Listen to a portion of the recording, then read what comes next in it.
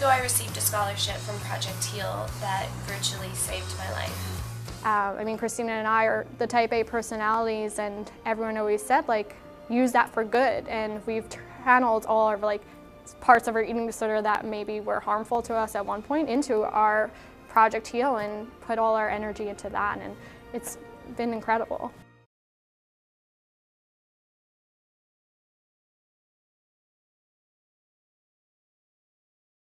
Do you think, parents always focus on having the conversation with their kids about sex, about, puberty, periods, drugs, all that stuff, but there's not so much emphasis on, I feel, body image and self-esteem and all that stuff. And personally, I feel that conversation is equally as important. How do you feel about that? Totally agree. How to deal with stress, number one, should be taught. And, how to feel good about yourself. Inner beauty and, like, focusing on, like, those types of things and having the conversations, I think, is really important from a young age. I think that we're almost also told, like, not to talk about our feelings, and I think that it's really a healthy thing to talk about your feelings and not be ashamed and, like, be open and honest, and I think we're kind of teaching people to be, like, quiet and, like, not stand up for things and, like, just take it as it comes. And I think that we should be teaching people, like, their voice is just as important as the president. Like, they have a voice, too.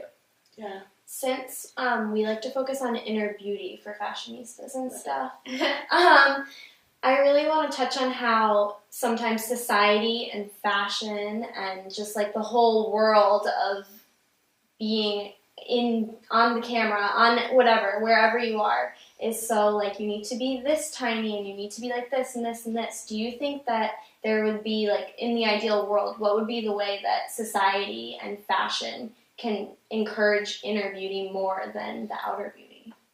It's a really good question. I think still, like, we are focusing on the body type. Like, I love how, like, Lane Bryant did the No Angel. But at the same time, they're still focusing on body types. Yes.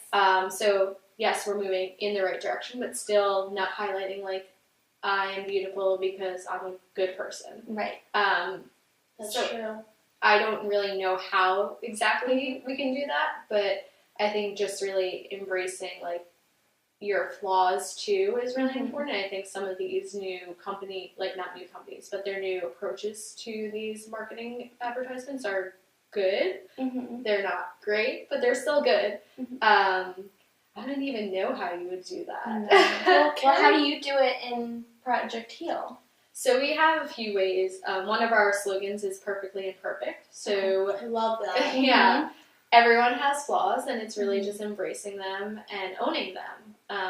Like, one of the things, this is, again, about appearance, but, like, I was bullied as a kid for my eyebrows, and, like, and I was going to tell you I love perfect eyebrows. Like, I'm in love with them. No, everyone always says that now, and that's what's really funny, because as a kid, that was one thing that I always, like, felt really bad about myself, and we were actually cleaning our house, and we found all these, like, old things that my brother, he was a good artist, but, like, he drew my eyebrows, like, hideous, and I'm just like, this is how I always felt about them.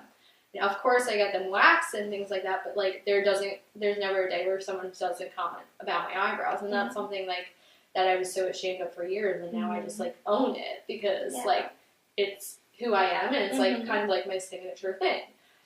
So just embracing things that you might not feel good about yourself.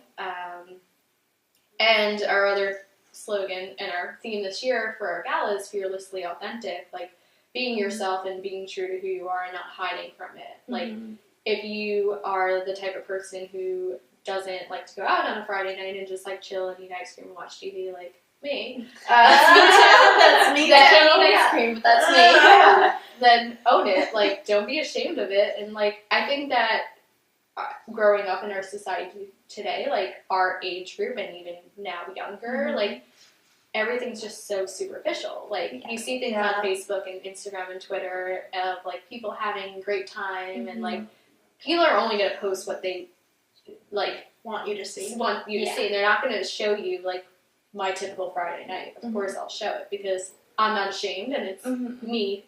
Like, that's my authentic self, and, like, I am me for a reason. Like, my what I have to offer the world is like being kind and all these things that make me unique, that I'm not going to hide from it. I'm going to put it out in the world, and if you don't like it, like, that's your problem, not mine.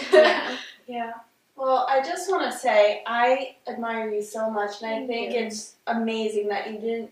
It's so brave too that you didn't only share your story, but you're helping so many people, and not even helping people, but saving lives. And I just want to say, bravo. That takes guts. Yeah, well, I'm not like religious at all, but I really do believe like people are given things for a reason. And one of my favorite quotes is, "If you have skeletons in your closet, you might as well make them dance." And I could have very well just like put this in my closet and shut the door and never talked about it again. But like, I know personally, like, if this existed when I was going through it, like, I would have been the girl that needed help and needed inspiration. And I wanted to be that for people who maybe don't have voices currently or are ashamed. And I want to be that light that shows them, like, you can recover and you can live a life and you can gain your voice back and yourself back. So if anyone who's watching wants to get involved, how can they get involved? Sure. So we have so many opportunities for involvement. I think that's like our claim to fame, is that there's so many. Our organization is like really runs out of volunteer. Like, people think like, oh, we have this whole big staff involved, like office, and like, no, just Christina. I thought you had an office. Yeah. Well, that's the thing. We want all our money to save as many lives as possible, because you, like you said, you really see $1 or like whatever you donate going to that person. Like, you can read their stories on our website. Like, your donation goes to saving someone's life. So to have an office space and like be paying for that, like, that just would bother me, because I know like that money could be going somewhere else. Of course, if it was donated, that would be a different story. But our team is really a volunteer, like we're a group of volunteers. So there's chapters. We have 40 chapters across the United States, Canada, Australia, and New Mexico. So what we're going to do is, if you guys would like to donate or, potentially help save someone's life, we're going to link Project Heal's information down below. I mean, I'm sure any dollar counts. Yeah, really, every penny goes to save someone's life. And there's also our gala coming up on June 9th, which is going to be, like I said, fearlessly authentic. So really just owning yourself and having a good time while raising money to save someone's life. Awesome. Thank you so much. You are all my role models. Since you guys all recovered, there's hope for me also. Project Heal is growing and expanding, hopefully in all 50 states. That's like one of our dreams, to have a Project Heal everywhere.